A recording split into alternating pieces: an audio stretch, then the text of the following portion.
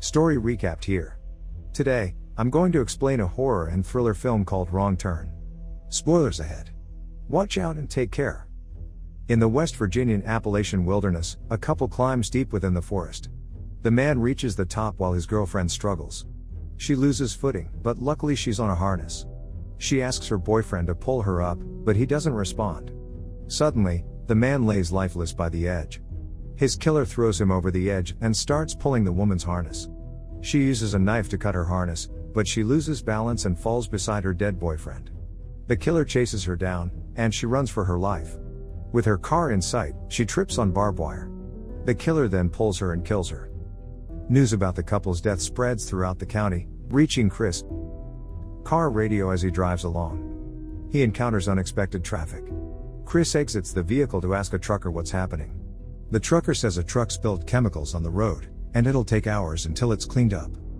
Chris starts up his car and turns back.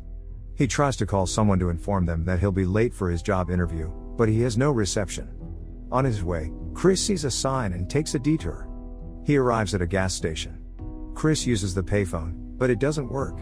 He asks the owner if he has another phone, but he refuses to lend it to him. So Chris looks at the map, and he finds a marked-off path. As he leaves, the owner wishes him good luck with the journey, seeming like he foresees grim events about to occur. On the path, Chris encounters a crossroads. He sees a sign that says Bear Mountain Road. He thinks for a while and continues to drive down that path. Suddenly, his stereo acts up, the CD ejects, and Chris reaches for it. He puts it back, and he regains control. However, he gets distracted by his dashing looks in the rearview mirror and crashes into another vehicle. As Chris exits his car, Scott and Carly approach him to make sure he's okay. Evan starts berating him for driving recklessly, and Francine asks him to pay for the damage done to her mother's car. The group explains that they blew a tire, which is why they're stuck in the middle of the road. Jessie informs the group that she found a barbed wire that punctured their tires. They plan to look for someone that can help them. Jessie converses with Chris and asks him to carry her bag. Scott apologizes as he feels terrible for the way his friends treat Chris. The four of them leave while Evan and Francine stay behind to keep watch. Scott becomes friendly with Chris, asking him if everything was in slow motion when he crashed. Chris just laughs at his silly remarks. After a while, the group encounters a dead animal. Scott thinks it's a squirrel, but Chris corrects him, saying it's a mink, humble bragging the fact that he went to medical school. Evan and Francine contemplate how they should have taken Jessie to New York instead of the woods. Francine says that Jessie loves the woods, and as her friends, they should help her get through her recent breakup. The conversation leads to Francine sliding down and asking Evan to remove his pants. She kisses him and plans to up the ante by going down on Evan. Meanwhile, Scott and Carly daydream about their future as a couple. Scott then sees flames beside a tree. Someone started a fire not too long ago, and they call out to the mystery person. However, no one answers, and they go about their way. Evan searches the back of their vehicle to find something to eat, while Francine snacks on a candy bar in Chris's car. She looks through Chris's CDs and judges his taste in music. Suddenly, a faint noise of a branch breaking sparks Evan's curiosity, and he leaves to check it out. Feeling worried, Francine walks deeper into the forest to search for him. On the ground, she sees his shoe. Concurrently, Scott and Carly are planning their future wedding. He acts more of a bride than her as he chooses their wedding singer. As time passes, Scott gets lost in his thoughts. He finally realizes that Carly isn't with him anymore. After more searching, Francine sees Evan's ear on the ground. She steps back in fear and disgust, unknowingly walking to her death. Scott is starting to feel more anxious as Carly is still nowhere to be found. She then appears, scaring Scott. The two then catch up with Chris and Jessie standing at the edge of a cliff. Scott pretends to trip, almost going over the edge. Chris and Jessie leave the two as Carly starts talking about their future sensual escapades. The couples arrive at a cabin in the woods. They find it odd that several abandoned vehicles surround the home. Chris knocks on the cabin, but no one answers. They decide to enter the shack. They rummage through all the filth to try and find a phone, but to no avail. Scott urges them to leave the place as he suspects that the homeowner belongs to a cult, but Carly shouts at him to shut up. Scott then opens a room filled with random items. Jessie also finds an odd collection of sunglasses. Meanwhile, Chris finds a pot filled with boiling dark liquid. Chris enters another room that has a working generator powering up refrigerators and coolers.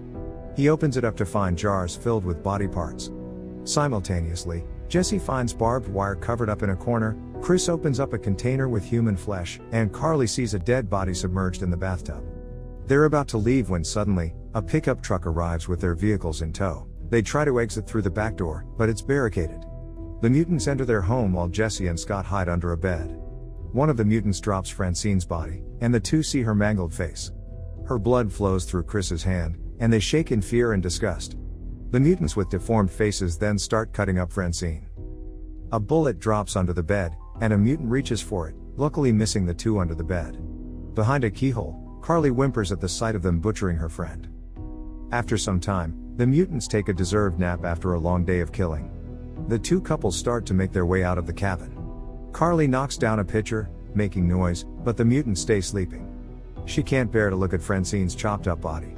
They near the exit, and as Jessie opens the door, Chris holds onto the door spring to stop it from making a sound.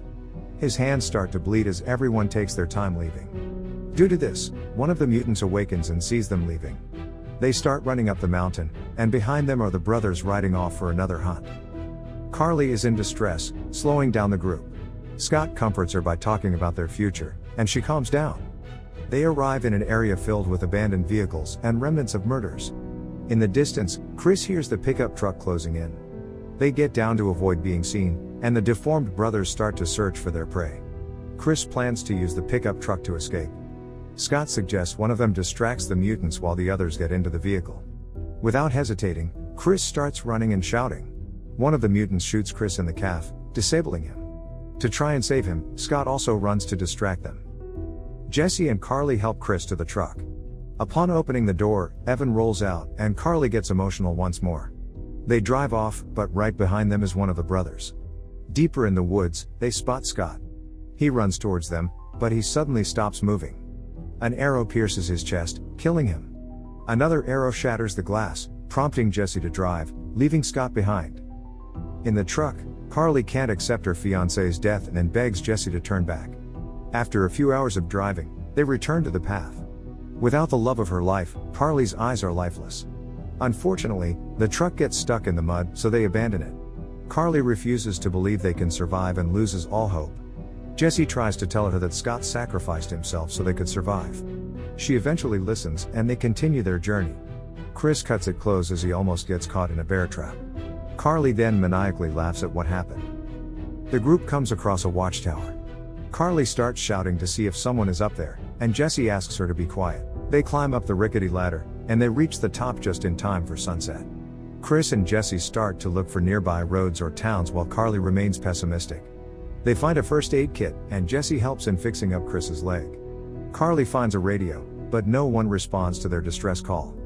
Outside, a faint light from a torch signals Chris that the mutants are close. The mutants pass by them, but a blaring alarm from the radio catches their attention. A ranger receives their distress call and asks for their location. Carly shouts that she doesn't know where they are. The mutants start climbing up the ladder, and Chris starts to barricade the entrance. Jessie gives them a general idea of their whereabouts. The radio base advises them to stay put as he'll come to rescue them. One mutant starts poking through the hatch, and Chris starts crushing it. Suddenly, they stop trying to enter, and it becomes eerily silent. As smoke rises outside, they realize that the watchtower is on fire. Carly throws a crate through the window and plans to jump, saying she'd rather die from the impact than burn to death. Chris realizes that Carly is right, saying there's a possibility to survive the fall. He jumps, and the branches catch him. Carly and Jessie successfully follow, but the mutants hear their screams. They start walking through the trees, hiding within the shadows. Random arrows fire up from below, making them wary of their every move. One of the mutants comes face to face with Carly, and he buries an axe in her face. Chris and Jessie watch as her body separates from her head. They continue to escape, and the laughs and wails of the mutants echo throughout the forest. Chris stops to pull on a branch that he intends to use to push off the mutant in the trees. Jessie leaves to lure the mutant. The mutant drops behind her with a knife in hand. Chris lets go of the branch and the mutant flies off. Chris and Jessie hide behind a waterfall. Jessie opens up about her breakup, saying it was her fault that her friends died. Chris comforts her as they spend the night in each other's embrace. Jessie dreams about the mutants attacking her. She wakes up, startling Chris. They leave the waterfall to carry on with their escape. The first sign of hope appears as they see a road. But then, an axe hurls toward Chris, and the mutants surround them. They push Chris off, and they abduct Jessie. A ranger drives down the road, and Chris intercepts him. He reports about the mutants killing them. However, an arrow pierces the ranger's eye midway through the conversation. The mutant barely misses the next shot, prompting Chris to hide under the car. The mutant grabs the keys and looks underneath to find no one. Chris hides behind the shrubbery, waiting for the mutant to enter the car. He slides and latches onto the undercarriage. Back in the cabin, Jessie asks the mutant to let her go. Chris and the other mutant arrive, and he watches him drag the ranger to the cabin. He hears Jessie's cries as she watches them butcher the ranger. Suddenly, a fire erupts, and one of the mutants approaches to check on it. Chris rams the front of the house and the mutant with it. He throws a Molotov at the last mutant, lighting him on fire. He stabs him, and the burning mutant falls to the ground. As soon as Chris frees Jessie, another mutant throws him to the wall, grabs an axe, and starts attacking him. The mutant strangles Chris, allowing Jessie to shoot him in the back of the head with an arrow. As they think the horror has ended, the last mutant rushes towards Chris. Jessie hits him from behind with a burning piece of wood.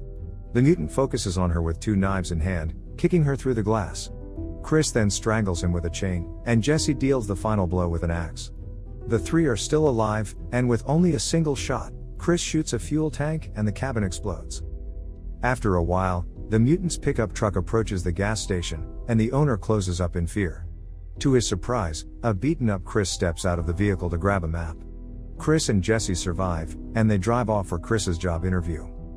Inbred, serial killing, and cannibal brothers reside within the forest somewhere in West Virginia. For years, they've gruesomely murdered passing tourists that simply want to immerse themselves with nature for vacation. Unaware that they'll soon be immersed in a pool of their own blood.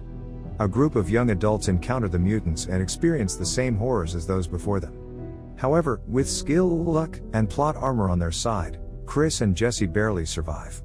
Ridding the world of murderers, and creating a special relationship built on the foundations of trauma.